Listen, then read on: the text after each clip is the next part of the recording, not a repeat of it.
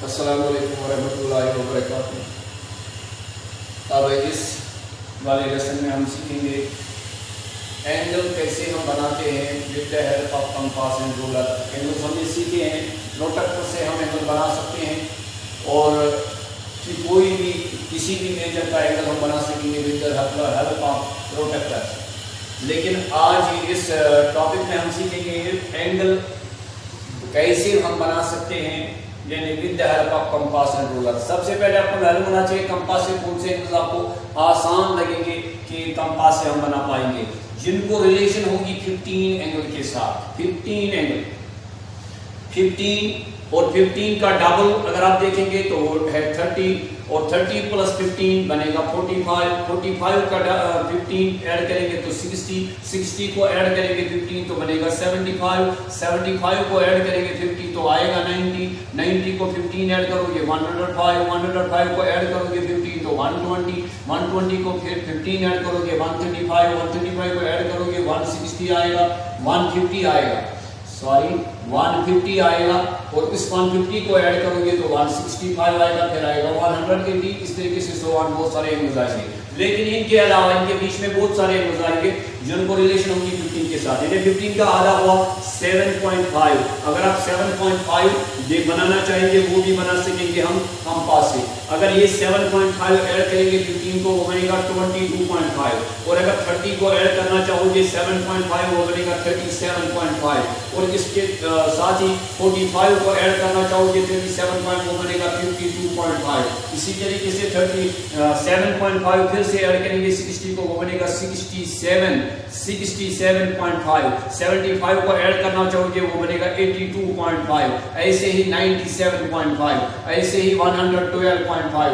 इसके अलावा बहुत सारे एंगल्स हैं जिनको रिलेशन होगी 15 एंगल के साथ, तो वो सब के सब बना पाएंगे आप यानी with the help of compass and ruler.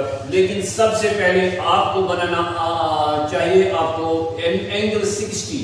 अगर तुम्हें बनाना आएगा और एंगल 60 के साथ आपने अभी यानी पिछले लेसन में सीखा है कि कैसे हम एक एंगल को बाइसेक्ट करते हैं। तो जब हम एंगल 60 बनाएंगे, 60 को बाइसेक्ट अगर हम करेंगे तो बनेगा 30, 30 को अगर हम बाइसेक्ट करेंगे तो बनेगा 15, 15 को अगर बाइसेक्ट करेंगे वो बनेगा 7.5। तो इस तरीके से इस यानी सारे ये एंगल्स जो मैंने यहाँ पे बना दिए यानी जो कंपास से हम बना पाएंगे तो उनको हम बना पाएंगे with the help of compass and ruler. सबसे पहले इस क्लिप में हम दिखाना चाहेंगे आपको how can we draw an angle of 60 with the help of compass and ruler.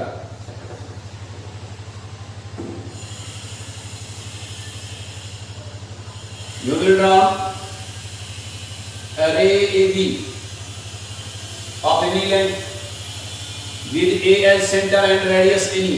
आपकी मर्जी जितना आप रेडियस लेंगे।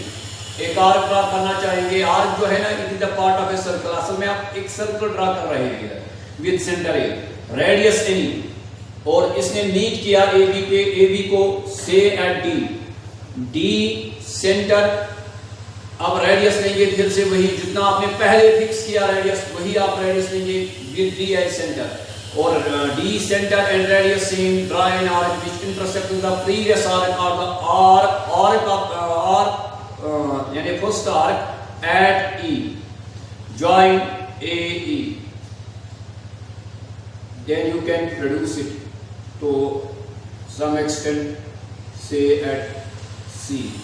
This angle BAE or you can say BAC is an angle of 60। अब यहाँ पे फिर से मैं रिपीट कर रहा हूँ, आप एंगल 60 जब हम बनाएंगे तो आप क्या करेंगे, पहले आप एक रे ड्रा करेंगे AB, उसके बाद ए सेंटर एंड रेडियस कंपास जितना आप ओपन करना चाहोगे उतना रेडियस एनी एक आर्क ड्रा करेंगे, बड़ी वाली आर्क आपने ड्रा की, उसने मीट किया रे के साथ एट डी और फिर डी मानेंगे सेंटर, डी पे कंपास रखेंगे और रेडियस कितना लेंगे जितना आपने पहले फिक्स किया उतना रेडियस लेंगे और उसने देंगे दूसरी आर्क डी को सेंटर मान के दूसरी आर्क ड्रा करेंगे जिसने पहली वाली आर्क को इंटरसेक्ट किया at E। Now join EA and produce it to some extent that means up to C, then BAC is equal to the angle is equal to the angle यानी is equal to the measure of 60। तो आप अब आपको यहाँ पे ये क्यों question आता है कि ये BAC क्यों बनता है 60 जब हम कोई भी रेडियस लेते हैं।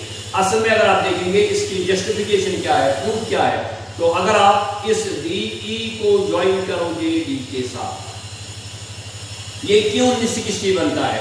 अगर कोई इतना रेडियस देगा तो फिर इस पे रखेंगे तो फिर कहीं पे, और तो ये भी क्यों बनेगा 60, ये 60 क्यों बनता है। मैंने बोल दिया आपको, ये दूसरी आर्क जो आपने ड्रा की, जो मीट कर रहे हैं पहली आर्क के साथ E को इसके साथ ज्वाइन किया, तो इस E को ज्वाइन कीजिए D के साथ। तो जब आप देखते हैं A is the centre of the first arc, तो ये A is the centre of the first arc, तो ये AD बना उस पहली आर्क का रेडियस, और ये AE भी बना इस पहली वाली आर्क का रेडियस।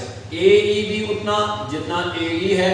फिर जब आपने D पे कंपास रखा और रेडियस आपने फिर से वही लिया जो पहली आर्क का लिया, तो इसका मतलब आप DE भी उतना ड्रा करते हैं जितना AD है और जितना AE है। AD radius of the first arc, AE radius of the first arc, DE is the radius equal to the first arc. Therefore यहाँ पे जो हम बना रहे हैं असल में ये हमने बना दिया इक्विलेटरल ट्रायंगल, और ये इक्विलेटरल ट्रायंगल का एक एंगल बना A एंगल। तो हम जानते हैं इक्विलेटरल ट्रायंगल का ईच एंगल होता है 60, इसलिए 60 बनता है।